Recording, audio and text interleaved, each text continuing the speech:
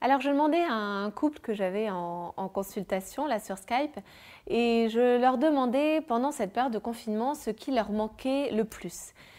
Et ils m'ont répondu, vous savez, ce qui nous manque le plus, c'est nos petites sorties qu'on pouvait se faire, pas forcément toutes les semaines, mais assez régulièrement. Au restaurant, on pouvait laisser tous nos ennuis de la maison à la maison et nous sortir tous les deux et pouvoir s'octroyer ce petit lieu un peu différent et c'est aussi un endroit où on peut se parler plus librement, plus agréablement en prenant notre temps.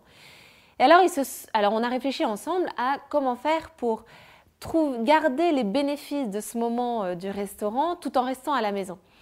Et en fait, elle a eu une super idée. Elle a mis sur un écran une photo d'un restaurant chez eux.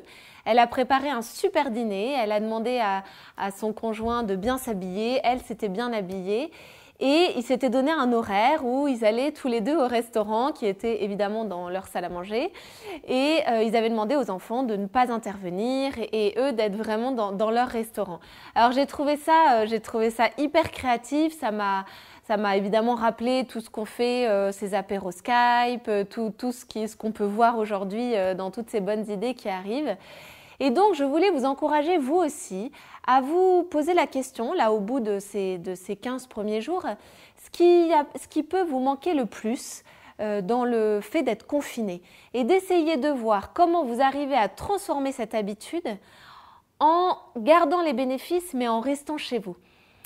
Et je crois que même si évidemment on ne peut pas avoir accès à tout, en étant créatif, vous allez pouvoir vous trouver des choses qui vont déjà égayer parce que c'est amusant, parce qu'on met un peu d'humour et surprendre aussi l'autre, c'est aussi une façon de le surprendre et de ne pas subir tout ce manque, tous ces manques que l'on peut avoir et qui malgré tout nous font du bien. Parce que parfois c'est bien d'avoir des manques de mauvaises habitudes qu'on pouvait avoir et puis il y en a d'autres, le fait de ne plus pouvoir sortir à deux, ça peut générer de la tension, on peut au bout d'un moment s'exaspérer un peu parce qu'on a l'impression de se voir tous les jours sans jamais vraiment pouvoir se parler ou de ne pas avoir de moment où on s'arrête, on met sur pause.